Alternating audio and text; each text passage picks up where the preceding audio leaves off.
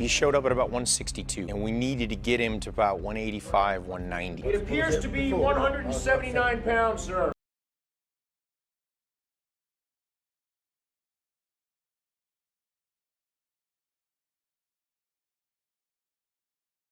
What's up, guys? Derek, moreplates.com. Today we're going to be talking about Tom Hardy's body transformation for the movie Warrior, as well as playing Bane in Batman, and what I think he did in particular to prepare for those roles. So evaluating Tom Hardy's genetic baseline, we can see him modeling on The Big Breakfast at 20 years old, and here, untrained, I'm assuming, and we can see he's blatantly, like an extreme ectomorph. The guy is just a rail, no visible muscle mass, nothing really to even imply that he would have a good genetic baseline to work off of. And then moving forward to him at 24 years old in Band of Brothers, he doesn't really appear to have gained a significant amount of muscle on top of what he had at 20. He might have a bit more mass on him, but it's nothing really significant to imply a good genetic baseline. And then at 25 years old in The Deserter, he almost has a skinny fat physique at this point. But you can see here, which is notable, is the traps. He always has had a genetic strong point in the traps, and a lot of people see him in his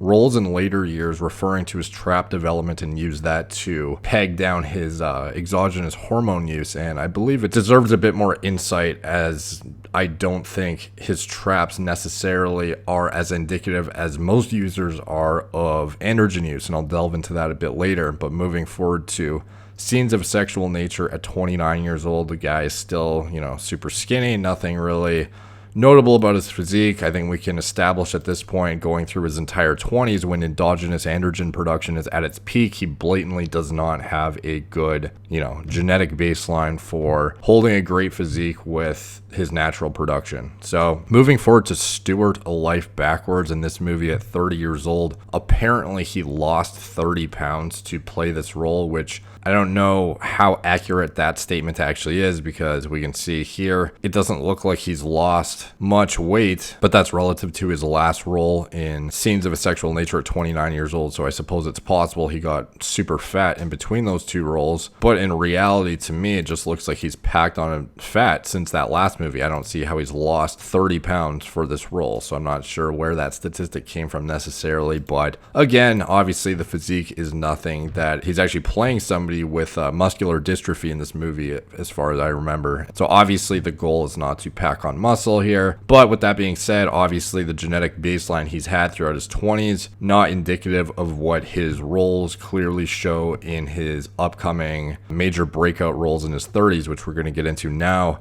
Bronson at 31 years old, so apparently he only had 5 weeks to prepare for this role and pack on as much mass as possible. I probably weighed about 11 stone, with drenched with stones in my pockets. So Tom managed to put on 7 pounds a week in that 5-week prep for Bronson. You can see he actually did have a pretty significant gain in muscle mass. You can still see a bit of a visible outline of his abs, whereas previously in his before image he had, of course there's no heavy downlighting here, he doesn't have a pump or anything like that, but he doesn't have any visible abs, and his traps are also significantly less developed than they were in the filming 5 weeks later. So just at a first glance, looking at the transformation for Bronson in that time frame, if this wasn't such a compressed time frame, I would say this is probably a natural transformation. However, given that the time span he had to prepare for this was 5 weeks, and he actually has what appears to be a visible outline of his abs in the after shot, and traps significantly bigger than they were previously, blatantly showing progression in his body composition and gaining what appears to be mostly fat-free mass here. In a 5-week span, I highly doubt he actually gained 35 pounds, and obviously certainly wasn't all lean muscle mass, but the transformation is very impressive. He had a basic baseline of almost nothing to work with, just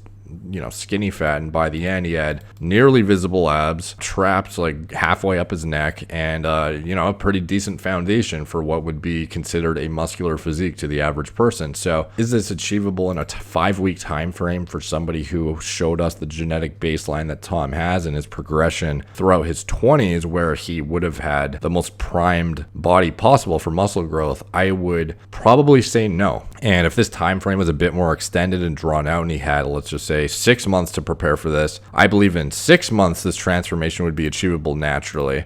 However, within 5 weeks, I just don't see it being possible. So I assume he probably used something like a testosterone for this transformation. And listening to his trainer outline their routine, it's even more indicative, I believe, of where the drugs really came into play.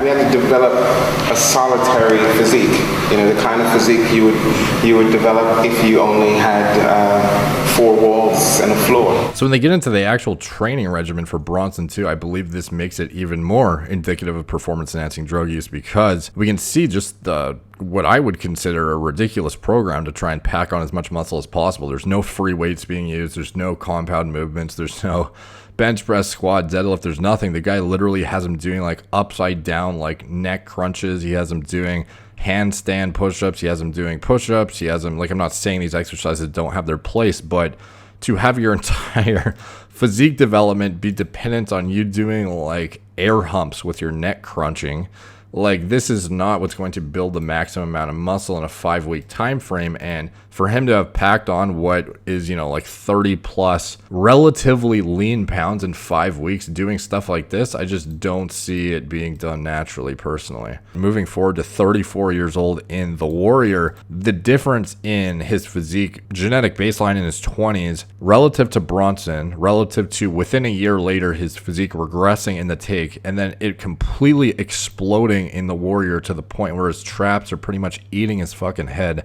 The guy has visible abs. He's taken on a body composition that actually is, you know, not just a freak to the average person, but is actually, you know, relatively impressive even to people who are in the fitness community. If we just look at the traps in particular, like these, there's no way this progression within just a couple years. The fact that he's gone from even his physique in Bronson, so we only had 5 weeks to prepare for that. The progression from that movie to this one, it's just night and day, let alone the difference from this one to all the other roles where he was probably natural. Those are just the most drastic difference. The guy has packed on what appears to be 15-20 pounds of lean weight and has a physique impressive to pretty much everyone, not just the average layman at this point. He has crazy traps, good development in the back. His abs are visible even despite the fact that he's gained like 20 to 30 plus pounds in this movie. He showed up at about 162, and we needed to get him to about 185, 190. We listen to his training protocol. We also get a bit more insight into the likelihood of this being enhanced or not. We can hear here he was training for 2 hours a day with weights every single day with no rest breaks, as well as a lot of mixed martial arts training. So it was like 2 hours boxing, 2 hours kickboxing, Muay Thai, then 2 hours choreography a day, and then 2 hours lifting every day, you know, for the film. So the guy is training for, obviously with resistance training, 2 hours a day on its own, 7 days a week. Not being on gear would just be a ridiculous amount of overtraining in my opinion. And on top of that, the guy's doing 2 to 4 hours of fight training, of actual intense fight training, plus 2 hours of choreography for like literally fighting as well. So this guy's doing upwards of like 6 hours to 8 hours of high intensity exercise on a daily basis with 0 rest days, and 2 of those hours being intense weight training sessions. And this is the diet model he had to support his recovery. The diet was one of the hardest parts, getting them to eat 5 to 6 meals a day in protein every few hours. We were carb depleting as well, so we were eating chicken and broccoli all day, nothing else, not out sweets. It was rubbish, man. It was horrible. It's unnecessary, and I don't know why anybody does it for a living. Hey, this is you in Warrior. Yeah, that took about 3 or 4 months to do. There's not much fat on me there. So as you can hear there, he basically followed the standard bullshit celebrity 6 meals a day, chicken and broccoli, micronutrient deficient diet model that would be insufficient to support the amount of growth he had. So he did this transformation in 3 to 4 months, supposedly, according to him, eating literally micronutrient deficient diet model with even carb depleting as well, as he mentioned. And he somehow was able to support 6 to 8 hours of what we can assume to be fairly strenuous exercise on a daily basis with 0 rest days, and 2 of those hours on every single day being strenuous weight training. So the physique development on its own is blatantly obvious in my opinion that steroid use was used for this transformation. And then when you listen to the training and diet protocol on top of that, it's just a no-brainer at this point, and I don't think you could attribute it to natural training, regardless of how superior his genetics would be, which we have seen based on his genetic baseline in his 20s, that I don't think he has the genetics for a transformation this ridiculous in a 3 to 4 month time frame naturally. I just don't think it's possible, and I think he likely used a fair bit of testosterone to prepare for this role as well, and perhaps even other compounds that would support high force production with low body weight to allow for even greater force and strength during his mixed martial arts training to support a drier, leaner physique and just kind of enhance his training in general, because most fighters are going to deploy things like DHT derivatives alongside their testosterone base to support that kind of body composition more conducive to this kind of physique they're going after, as well as the training style they are trying to maximize performance-wise. And then moving forward to his role as Bane, this is the one that most people want to know about, although I think the Warrior physique was far more impressive, just from a not necessarily a muscle mass context, although there are more scenes in Warrior where he looks way more jacked in my opinion than in Bane, and most of the Bane shots I believe are photoshopped online to make his back appear way more nuts than it was, but in reality he wasn't that much bigger than he was in Bronson in my opinion for Bane. Like, you know, he's way more jacked than he was in his 20s obviously, and the traps are ridiculous as usual, which is reflected in the clinical data showing increased androgen receptor expression in the traps, which I have delved into in the past in some of my previous videos about how the traps do display increased androgen receptor expression. This is why a flagship marker of androgen using athletes is just to look at their traps, and typically they're overdeveloped relative to the rest of their body parts, especially if they have subpar genetic response and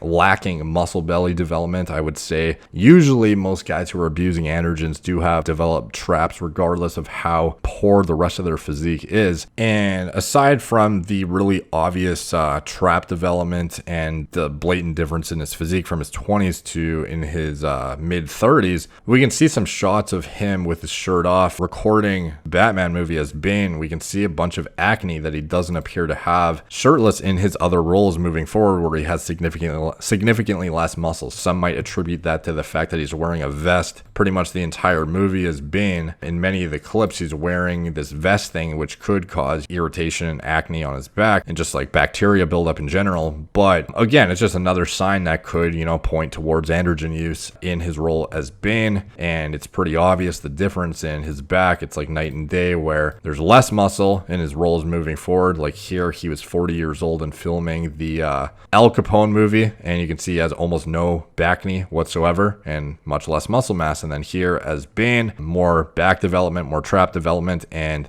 you know, in parallel, also more acne development. So is that indicative of testosterone use or just androgen use in general? You know, perhaps it's just another marker that kind of further solidifies the likelihood that he did use that for what I think is Bronson, Warrior for sure, as well as Bane for Batman. And I think the best physique that he displayed was by far in Warrior, and the guy had I believe some of the shots are definitely photoshopped and enhanced. Like most of the Bane clips online, like the movie footage isn't enhanced, I don't think, but a lot of the images online are. But the Warrior ones in particular, they highlight his abs significantly. But regardless, if you look at him in the movie, he, you know, blatantly is at least much closer to the images than is portrayed for Bane, and I think is 100% indicative of performance enhancing drug use and likely a pretty substantial dose of testosterone, I think, is what he probably used for those roles in particular. So take from that what you will. Thank you guys for watching. Let me know what you guys think in the comments down below. Do you think, just objectively looking at his genetic baseline in his 20s, do you think these body transformations are achievable naturally in the 12 to 16 week time frames that he took to prepare for these roles? And even in Bronson, the 5-week time frame, this guy's gaining 20 to 30 pounds of fat-free mass within just a matter of like 5 to 12 weeks for some of these roles. Is that achievable naturally in your opinion? And if so, or if not, what do you think he took to prepare for these roles in particular? Be interested to hear what you guys think in the comments down below. Please like, subscribe, hit the notification bell, follow me on Instagram at moreplates_more_dates, Facebook, Snapchat, Twitter, etc. Talk to you guys soon.